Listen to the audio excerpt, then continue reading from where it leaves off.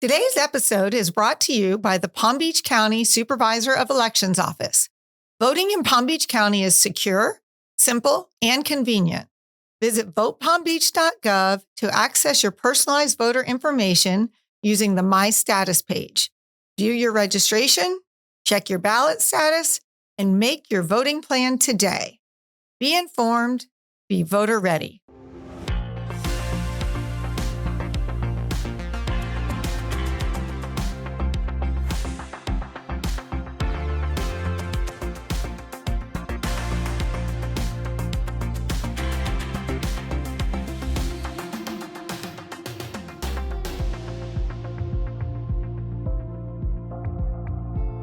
All right, so welcome back to the Palm Beach North podcast. I'm your host, Noel Martinez, President and CEO of the Palm Beach North Chamber of Commerce. And today we're going to talk about something that is important to everyone that is watching this show, and that's elections. With over 900,000 registered voters here in Palm Beach County, running a secure, accurate, and transparent election is no small task. And with us today, we have our Supervisor of Elections, Wendy Sartory Link, who's back to the Palm Beach North podcast. She was with us about a year ago talking about our elections. Yeah, I'm so happy to be back here again. Thank you. Well, thank you so much for your time, Wendy. And I know last time you were here, we talked a lot about your background. Yeah. That was episode 35. So if you want to learn more about Wendy, go back to episode 35 and check it out.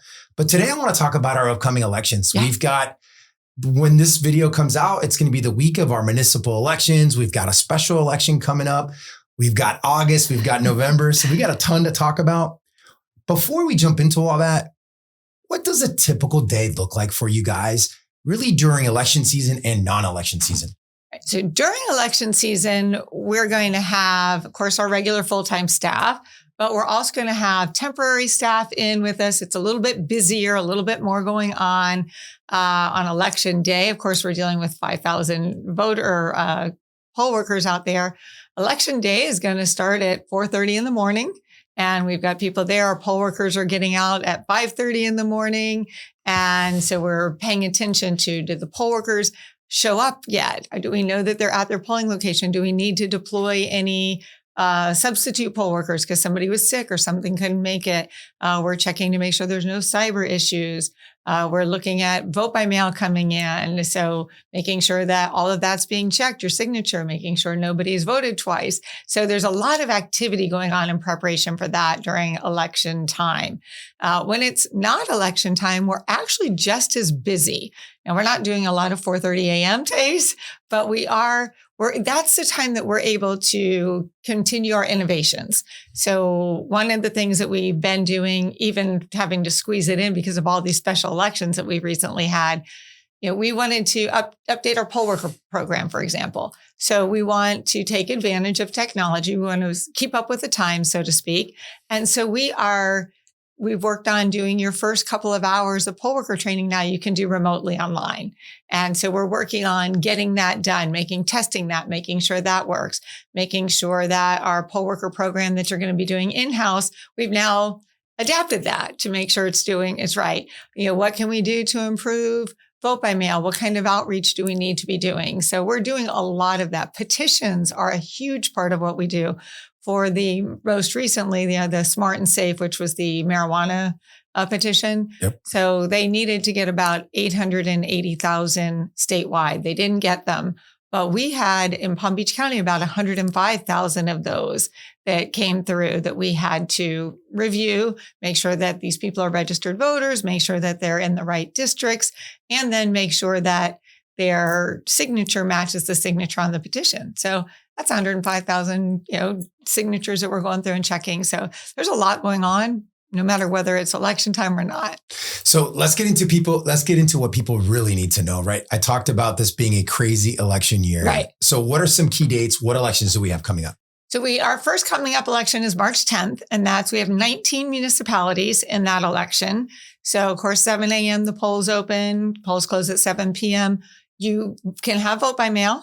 So it's too late to request a vote by mail, but if you have an emergency or some reason you need to come, you can come to our office and pick up a vote by mail ballot. So we are doing vote by mail. There is no early voting for the municipal election. Then on March 24th, we have our special election for House District 87. That'll be the general election for that. In addition, we have the Village of North Palm Beach has a special election. They had a council member who passed away, and so they needed to do a special election. So we were able to put that on the same time as HD 87.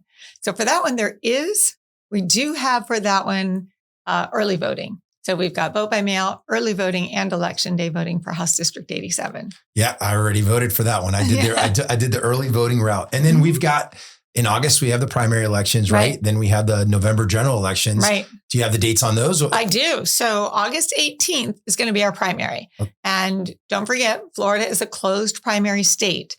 So in order to vote in the primary election for partisan races, you have to be registered either in the Republican Party or the Democratic Party.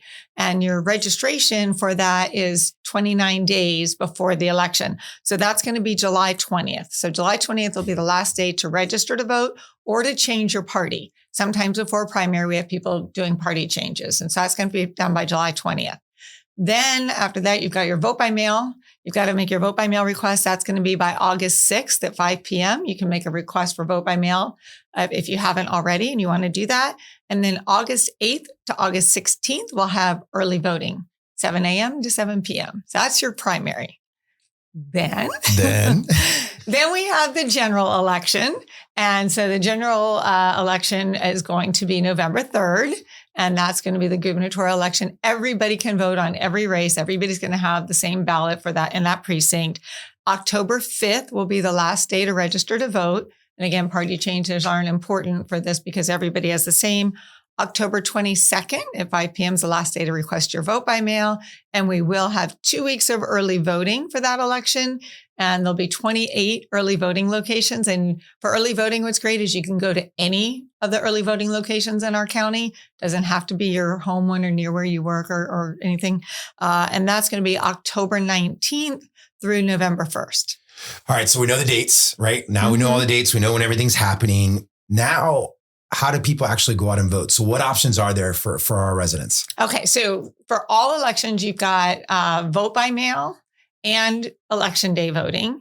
And then for the special election, House District 87, as well as the primary and the general, you're going to also have early voting. So if you're voting by mail, you have to make that vote by mail request 12 days before the election. And you can drop it off at any one of our secure ballot intake stations at our 4 offices. During early voting, you can also take your vote by mail ballot to the early voting spot. So, with 28 of them around, there's always going to be a place that's close to you to drop it off.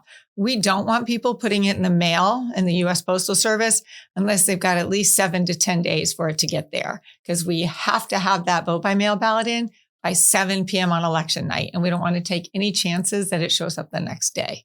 So that's vote by mail. Early voting, again, everything except for the municipal election is going to have early voting, 7 a.m. to 7 p.m. You can go to any of the 28 early voting locations. You can make an appointment for early voting. We are the only county, I think, still in the country that allows you to do that. Super easy to do. You can go online and do that or call our office and you pick your location, you pick your time, be able to do that. And again, any early voting location in the county you can go to. And then on election day, you have to go to the polling place that you've been assigned to, because that's where your ballot's going to be. And so we tell you, check your voter information card, go online, check your precinct, call our office, be prepared for where you're going to go. And you want to, anytime you're voting in person, you've got to have that ID, right? You want to have a picture ID and a signature ID. If you've got a driver's license, a passport, you're going to have both on the same one. But you have to have picture and signature in order to cast your ballot on election day. So my driver's license, yes. I got a question about the driver's license because I've heard some concerns out there about voting with the driver's license. I got a new number on my driver's license this year when I renewed it. And it was like really off. It was like different number. Different than it used to be. Is that going to affect anything? Like, how is that going to affect voting? It does. You're still going to be able to vote no matter what. Okay. But it is going to be a little less convenient for you unless you update that number with us. Oh gosh, I haven't done that. Right. And so a lot of people, when they go to the driver's license and they say, do you want to update your voter registration? People are like, no, I'm not updating anything. I don't need to do that. But by saying no, we're also not going to get your updated driver's license number. So we have a little campaign where just say yes. So when you go to the DMV, just say yes that you do want your information updated, because then we'll get your new number without you having to do anything. Otherwise, you do need to give us a call, update your driver's license number, so that, because we're using that to request your vote by mail, to check your petitions, other voting things that our office does. So again, won't prohibit you from voting. Just makes it a little less convenient for you if we don't have your updated number. Well, I did check that box when I got my renewal, when I went in there and got my new license. So I think I'm good. I'm safe. You're good then. I don't have to pick up the phone and call Wendy. Wendy, help. So, there's all kinds of crazy stuff going out there on national news when it comes to voting. Right. And sometimes you hear some stories that really get people nervous about going out there to vote. So when people hear about those elections at the national level, how does that affect your administration here in Palm Beach County? Well, for one, Florida is considered the platinum standard, right, in the country. We certainly have our history, as everybody knows, and that's what it is. It's history. And so the legislature and the administration has really worked hard to make sure that Florida has very good laws, very safe and secure procedures and policies.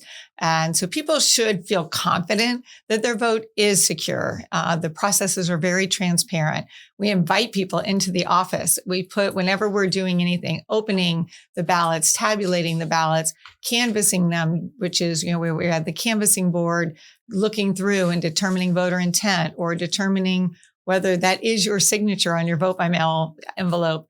That's all public. So we invite people, please look on our website, see when we're doing that. We'd love to have you come see it. And then you can see the process we follow and you'll feel better about it. We also do a lot of behind the scenes tours, and we encourage people to call our office and get lined up for those, because we'd love to show you some of the security we have. Tell me a little bit more about the canvassing board. A lot of people don't know what that is. Right. So that is statutorily made up of 3 people. It's going to be a county court judge who by statute is the chair of the canvassing board. And then we also have a county commissioner, unless for some reason there are no county commissioners available, either because they're on the ballot or maybe they've endorsed a candidate, because you can't endorse a candidate, obviously, if you're going to be on the canvassing board. And then the 3rd member is the supervisor of elections, unless he or she is on the ballot. So when the supervisor is on the ballot, then the county commission chooses a second person. So you've got these 3 people. They meet where they're looking at things like your voter certificate, which I want to talk about anyway. But so your voter certificate is on the back of your vote by mail ballot, and you need to sign it here. And so we're going to take that signature and compare it against the signature we have on file for you. So you guys go in there and just pick one out randomly to compare it, or there's like how do you decide which ballot you're pulling out? Oh, no, we check every single one. Every single one of these that comes back into our office, bar none, every one of them is checked by a human being looking at the signature here compared to the signature we have on file. So we're going to look at the most recent signature on file. If that doesn't match, we can keep going back to look at some older signatures, maybe, so we can do that. But if our staff says, not sure this really matches, then it's going to go to the canvassing board.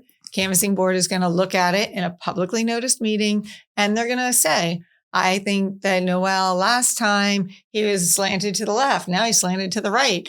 Last time he had, in the O, he made a little happy face in it. This time he didn't, whatever. We're going to figure out what is it similar and not about your signature. And the canvassing board will then determine we're going to accept it or we're not. If they say no, by the way, you're not dead in the water, because then we'll send you a cure affidavit. It says, hey, Noel, signature didn't look right to us, but we want you to tell us, was this your ballot? Did you sign it? And if you say, yes, I did, then you fill out an affidavit saying that was my ballot. It's my only ballot I've done. And here is a copy of my ID. And so we'll tell you to do that, and then we'll be able to count your ballot. See, I didn't know that was happening. So Yeah. I just learned something today. There you go. That's good. So talk to me. You've been known to having like the state of the art equipment. You've Right. made a huge investment in really modernizing what we're doing here in Palm Beach County, right? What do you guys do before and after elections to test the equipment and really confirm the results? We talked a little bit about confirming the results. Is there anything else you guys do to confirm on it? Yeah. So before an election, we do what's called a logic and accuracy test. And so the logic and accuracy test that's for the public, we test a percentage of the machines in front of everybody. We will mark ballots ahead of time and we'll tell you this is exactly how we've marked these ballots. Here they are. And then you'll watch us feed them into the machines, both the high-speed tabulators and our regular machines. And then at the end, we'll run the results from those and show you that this is what they should be and this is what they are. And that lets you know that the machine is properly reading the ballots. And so that's a pre-test. And we do that for every single machine. We do it publicly for a small percentage of them. And then after the election, we also do an audit. And we have the state-of-the-art equipment as you're talking about. So by statute, we're required to audit 20% of our races. But in Palm Beach County, we audit 100% of our races by choice. So since we've gotten that equipment and we're able to do it, you can rest assured now not only has your tabulator was tested ahead of time, we've tabulated in the eye of the public. They're allowed to be there and watch it. And then afterwards, we have a separate piece of equipment by a different company using different technology that's looking at those same ballots and giving a verification that, maybe it'll say candidate A won by 120 votes on one system. The other one says candidate A won by 119. So we'll be able to look, all right, which ballot did it read differently?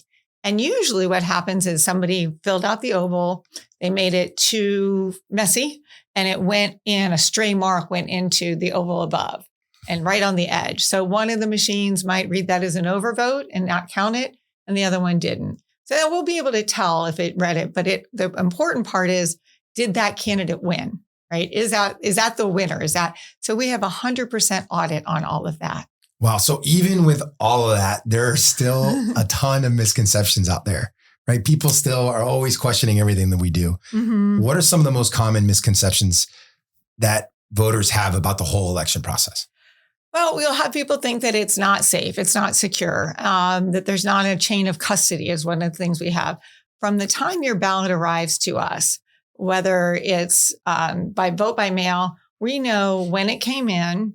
We have a picture of it when it came in. We know every person who's touched it. We know when a stack of 100 goes to this opening table. We know they started with 100. Now they've opened it. So we should have 100 envelopes and 100 ballots. If there's any difference, we have to account for that difference. Now it goes to tabulation. We make sure there's 100 there, and we know who's touched that ballot all along the way. It's been sealed. It knows, we know with safety seals where it is. And so people don't, I think, realize we know where every ballot has been all the way through the process, all the way until we're going to destroy it 2 years later. And so I think there's a lot of security that people aren't aware of. There's a lot of misinformation. People don't realize that they need to just come to us to get the accurate information. If you're hearing something that doesn't sound right, please call us so we can say, no, that's not true. Or yes, that is true. And this is why, or this is what happened. So I think it's the misinformation about, and it's usually regarding safety and security. Of course, yeah. So you oversee a massive, massive operation. What's the biggest challenge your office is facing right now, and what are you doing to address it? I'd say misinformation for one. And what we do to address that is, we send out a lot of mailers. We try to do a lot of voter education. We make ourselves available to answer those questions and try to push out. You'll get a lot of information from us, whether it's through things like this, or you might get emails or texts or mailers so that we can get accurate information to you. When is election day? When is early voting? What do you need to have to come vote? Things like that. Another challenge is we need 5,000 poll workers, right, for every election and for a full countywide election. And our poll workers are fantastic, and they've been doing it for a lot of years, but a lot of them are starting to age out. The average age of our poll worker was 76 years old. Wow. And so they are great. They've been doing it a long time. They're so good. But sometimes a 14-hour day is a long day for people. And so as they get older, they're like, yeah, I just don't think I'm up for it anymore. And we need new poll workers to start filling in the blanks there. So getting poll workers is a big challenge. Also getting polling locations. If it's a state or a tax supported facility, we have the right to use it, but that's a very small percentage. So we're counting on organizations, churches, temples, country clubs, clubs. But one of the things we found is if it's behind a gate, we can still have it there as long as that gated community is willing to let anybody in on election day. Oh. They used to be very willing to do that because of the convenience of their residents to be able to vote right there. Mm-hmm. But it's not just the residents have to be able to vote. Candidates have to be able to come in to campaign. Observers need to be able to come in and see. So we've had a lot of our gated communities say, for safety reasons, we don't want to open our gates anymore, so you can't be here any longer. So it pushes this out. So getting polling locations is a challenge as well. Oh my gosh, I bet. So we have a ton of people that have moved into our area, moved into Palm Beach County. We know that we're growing like weeds here in Palm Beach County. Leaps and bounds. There's also a ton of new voters, right? So what's the easiest way for them to get started? Easiest way is going online. You can go online to registertovoteflorida.gov.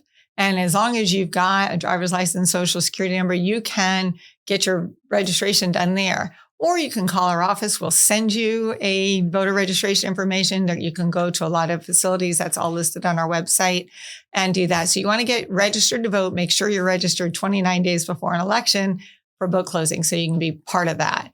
And that's going to be your best start. Then just make sure that you're checking our website. We have a lot of good information on that website so that people, again, know when and where they need to be. What about these young voters, right? That they don't know anything about the whole process and they're a little nervous to go out and vote for the first time. What kind of advice would you give a first-time voter? Well, first of all, don't be afraid, right? We're there to help you every step of the way. We go to the schools and try to help young voters get registered, but we're also doing some programs in the schools where we're trying to get the equipment to them. And so we'll do a school's, there's student government elections. We do king and queen for the proms. We actually even go to one of the high school proms where our staff goes and they dress up just like the prom goers do. And we have our equipment there and we let people vote on our equipment for king and queen of the prom. Same thing for homecoming. We recently were at an elementary school trying to get them young as they were starting voting on their favorite book. And so again, part of it is getting them used to, the ovals, getting them used to putting it in so that when they get there, they're not afraid. That's why we're at the South Florida Fair. Yeah. You can actually vote on our equipment at the South Florida Fair and it's the artwork that the schools do. And again, just trying to get people in a non-threatening environment to use it. But we have poll workers who are trained to help you along the way. You're not going to feel intimidated when you go there. You guys just recently launched a new website, super cool new design. Mm-hmm. I love it. Super easy to use. What are some tools that voters need to know about? I think the My Status button is your friend. and that's to find out what do we know about you, right? So you're going to go to the My Status button and you're going to put in your name and your birth date, and it will tell you what party we have you registered in, what address we have you at, because maybe you recently moved, but you didn't let us know. And so you can check that, make sure that you have your right address. It'll tell you where your polling location is. It'll tell you what precinct you're in. It'll tell you whether or not you have a vote by mail request. And if you do, it'll tell you what day we mailed you your ballot, what day we received it back, whether there were any signature problems, and then it tells you when it was counted. So there's a lot of information about you that you can double check to make sure it's accurate. The other thing is you can go there to find out where is your polling location. We have all the information about dates. If you're a candidate and you want to get some information, we have a candidate section because our office deals with candidates all the time as well. So we talked a little bit about innovation, and I know you've made a huge, huge investment in innovation here in Palm Beach County. How is technology really improving voting? We've talked a lot about security and accessibility. Right. So technology is, it's really there to enhance the security and working alongside with human beings. We have not become so automated at the elections office that the human touch isn't important. But some ways that we use technology, vote by mail tracking, right? So you can request ballot tracks. It's a free service, and you can tell us, I want you to contact me by phone, by text, by email. You tell us how to contact you and the hours you want us to contact you, so that we're not contacting you at a time that you like to be napping or something. So we'll honor even that. And that will send you this information proactively, so you don't have to go look at the website. So vote by mail tracking is one way. Again, we've talked a little bit early voting appointments, again, something to make it convenient for people. They don't have to think, oh, I want to early vote, but I don't have 2 hours. Well, do you have 15 minutes? Because we can get you in and out in 15 minutes. Yeah. And that's huge. Electronic. So with our new system, when you check in to vote, or when we receive your vote by mail in our office, it updates every 15 seconds. So from the time you go vote, go vote, like early voting. You can't early vote at this location and run and early vote again at the next one, because within 15 seconds of the time you checked in, we already know you voted. So people try to do that. Yeah, you could. And so that's not going to work. And the same thing, you go and you vote early voting, and then that same afternoon we receive your vote by mail. Your vote by mail will be set aside because you voted and we know you already voted. Vice versa. When we get your vote by mail ballot and you go to vote in person, they're going to say, oh, Mr. Martinez, we actually received your vote by mail ballot. Good news. So you don't need to vote here. I'll tell you, when you say that it's fast and it's super convenient, last time I voted, it took me like 5 minutes. Yeah. It took me more time to find a parking spot than it did to go in there. I was shocked. I was like, oh my God, this is crazy how fast it was. So right. The electronic check-in really helps, like I say, because we have all that information at our fingertips. During early voting, actually, anytime you're in person voting, but during early voting, it's very easy because we have the express votes as well. Yep. And that is a ballot marking device. It is not touchscreen in the way people used to think of touchscreen. Florida is a paper ballot state. So every vote that gets counted in Florida must be on a paper ballot. So this touchscreen that you're looking at, all it is basically a fancy printer, but it blows the letters up big for you. It does not allow you to overvote. So an overvote is when it says you can vote for one person, but you accidentally vote for two. Mm-hmm. It won't let you do that on this machine. It'll say, nope, you already placed something. If you want to vote again, you have to change. And so it gives you that feedback. So it's much safer for people. They're not going to have to keep asking for a new ballot because they messed up. So that's something that people really like. So you can get that. It's very easily accessible during early voting, but on election day, there's at least one of those machines there as well. That's something that's been very helpful. So we touched on this before. We talked about poll workers and how important they are. Elections don't run themselves, right? No. You need a ton of people. I think you said 5,000? For a countywide election, we'll need 5,000 election workers. 5,000, huge number. What does it mean to serve as an election worker, right? And why is that role so important? Well, for one, it is you're doing a civic duty, right? Mm-hmm. You're really serving your community, and it is a paid position. You're certainly not going to get rich off of it, but it gets you out to dinner maybe for a couple times. So it is a paid position, but we're also going to put you through a full training. So you're going to feel confident. You're going to know what you're doing. Also, if you're somebody who ever has question, you hear all this, you hear all the stories about, is it safe? Well, what better way to know whether it's safe than you're doing it yourself? You're going to see all of the training that we give. You're going to be there in person doing that. We have poll watchers as well on election day that represent candidates or parties or different organizations that are watching what's going on. We welcome them. They just have to follow all the rules, but they're welcome to come. Again, all it does is it just makes people confident that, hey, I've got people watching. I know what's happening. But if you're a poll worker, you're the one doing that. And so it's so important. There's a great opportunity for businesses and the community to get engaged, right? And we've talked about the Adopt a Precinct thing before. Tell me a little bit more about that program and how businesses and civic organizations can get involved. Right. So whether you're a business, a civic organization, schools, you can say, I want to take this particular polling location. We'll tell you how many people, if it's a large or a small one, let's say 10. And we'll say we need 10 positions here. So you're going to go get your members of whether it's your business or your organization, and we're going to train them for you. And everybody will get their training. But then they're going to show up that day. Maybe you're wearing your shirts if it says Palm Beach North, or if it's going to be X law firm or whatever, your shirts, something. We'll have a sign out there that says this location is sponsored by, so that we've got, again, some recognition that you're giving back to your community. And it also makes that 14-hour day go by a little faster because you're working with people you know and enjoy being around. And we will pay the individuals if you want us to, or you can say, we're doing it for service hours or to serve our community, but we want you to pay this organization instead because it's a way. So we'll still pay out the same amount of money, but maybe instead of paying a person, we're going to give it all to Barky Pines, for example. They've been one of ours, or the Kiwanis or the Rotarians. A lot of the Black fraternities and sororities have been great about it. We've had businesses say, I'm going to come, I'll either have this money come to my business, or often they'll say, we're going to donate the money that we receive to an organization. We have a friend, a mutual friend that does this every year, who has a firm up here in northern Palm Beach County, and he loves it.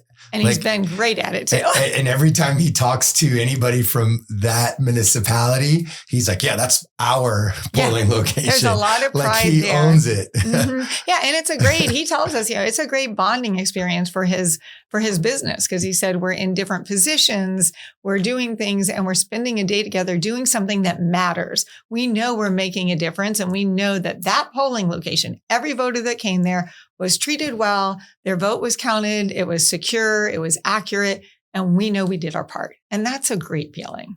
Absolutely. Wendy, so if you could wave your magic wand and prove one thing about voter awareness, or even like civic education about what you guys do, what would it be?